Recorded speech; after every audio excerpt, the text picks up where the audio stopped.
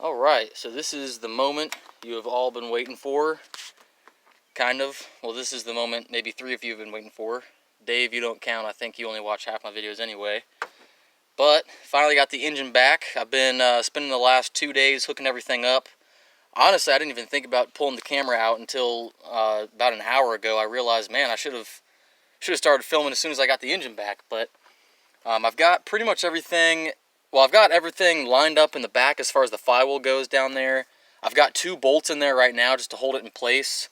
And I have the engine mount bolts. I don't know if you can see them all the way down there. They're in there, so everything's lined up and kind of set. Not really tightened down yet, but I've just kind of been going through, and I've been testing out my wire harness that I redid. I redid the entire wire harness up all the way from one side to the other side, front and back. I pretty much redid lights and everything.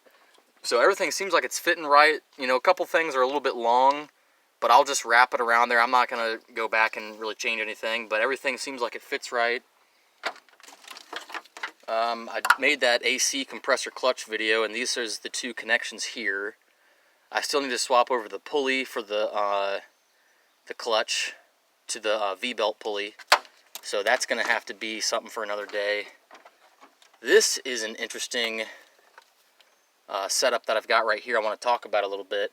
So this right here, this plug here, I cut out, when I cut out all the wire harness, all these extra wires down here, I've got them taped up. That was all stuff for the original diesel that was in here, the 6.5. And basically there's about 6 or 7 plugs that I actually just snipped on out of here. And this was one of them. Actually, the AC connectors were also part of that I didn't realize that I needed until after I cut them. So I had to go find it, had to rewire it back in. Basically, you've got a tan wire, a orange wire, which is 12 volt hot, and then well, right there it's yellow, but it should be gray. I've had to splice stuff back in all the way around to get it where I needed it, because it was all the way over there. But anyways, so this is for the oil pressure switch, and it is wired into the lift pump for the diesel. Now, the reason why it's wired into the lift pump, which would be that fuse up here, there's a little fuse inside of here.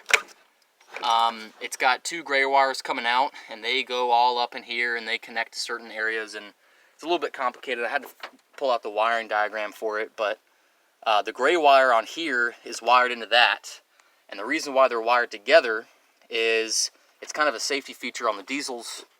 Basically, if you flip your truck or get into a wreck, or if you lose oil pressure because of that or for any other reason, the fuel pump or the lift pump will stop pumping fuel to the engine, so it cuts the engine off. And that's wired into the oil pressure switch. So again, if the oil pressure goes down, the lift pump cuts off. So it's kind of a safety feature. I think it's kind of stupid, but I had to rewire the wires back into the original wiring to the lift pump to get this to work. So this is the oil pressure switch. That's actually the connector. I think I called that the switch earlier.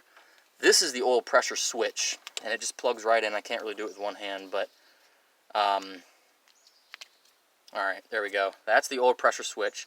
And also the last piece of the puzzle is that this right here has to be grounded to the block. So when it's screwed in, if your block is grounded, then this is grounded.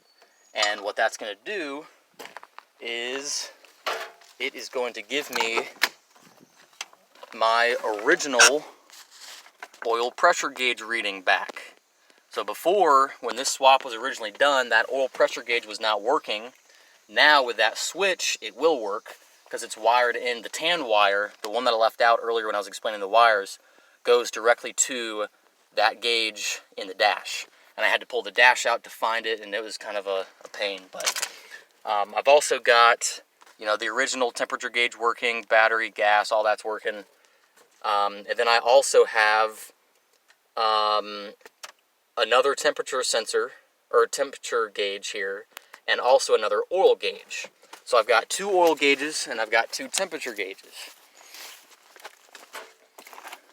There's going to be a temperature sensor right here where that plug is. I'm going to have to pull that plug out and put a temperature sensor in.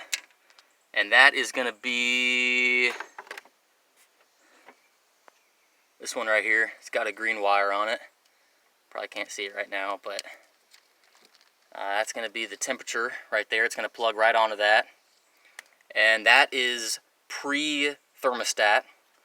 This one here is wired into the extra one that I have. The green one is for the dash. This was for the extra one that I put in. That is post-thermostat. So I think it's kind of cool to be able to monitor it from two different locations, just in case there's ever a problem with something in your water jackets or your water system. I'll know pretty much immediately, or something wrong with the gauges, I'll know pretty much immediately. I have a pre-thermostat and post-thermostat temperature sensor.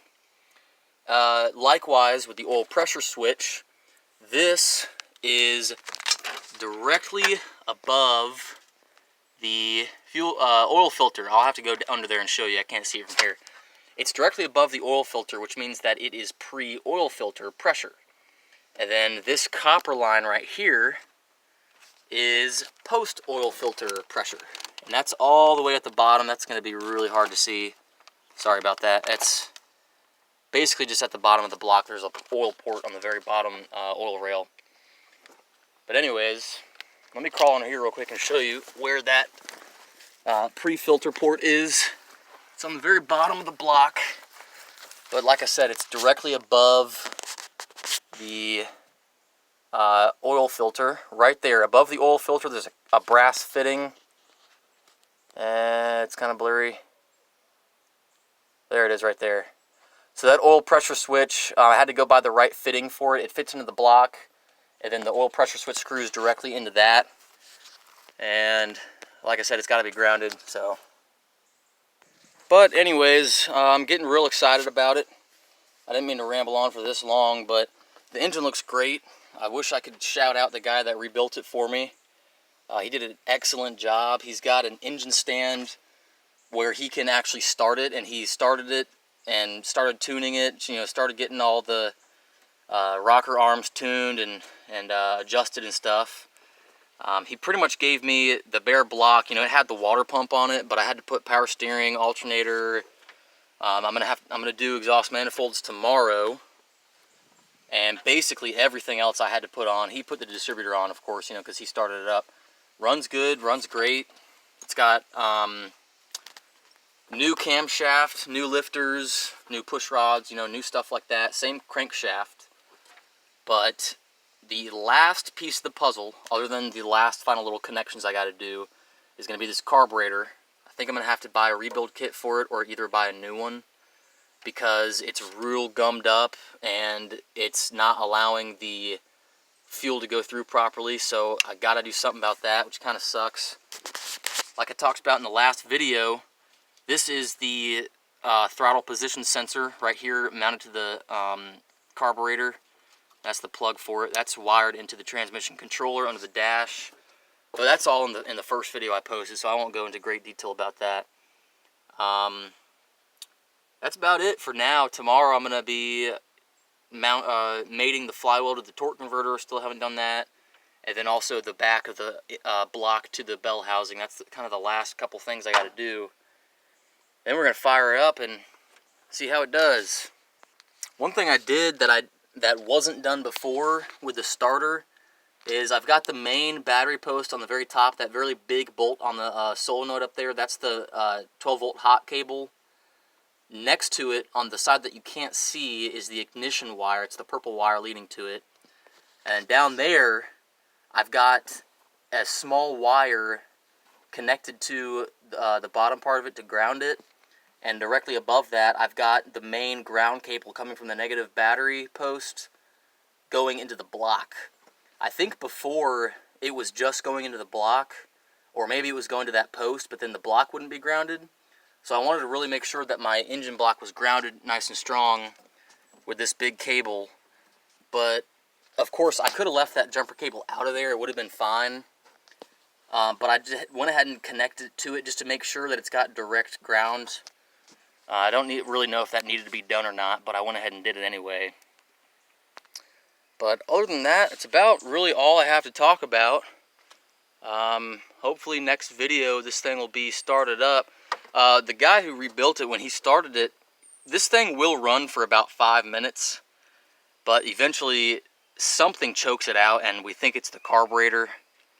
We tried adjusting it some, and it doesn't seem to want to adjust. I think that's why, you know, we said it was probably real gummed up and just kind of in a bad condition. But anyways, that is about it for this video. So hopefully you guys stay tuned. Anyone new who's watching this for the first time, stay tuned. This thing will be running shortly. So that's about it.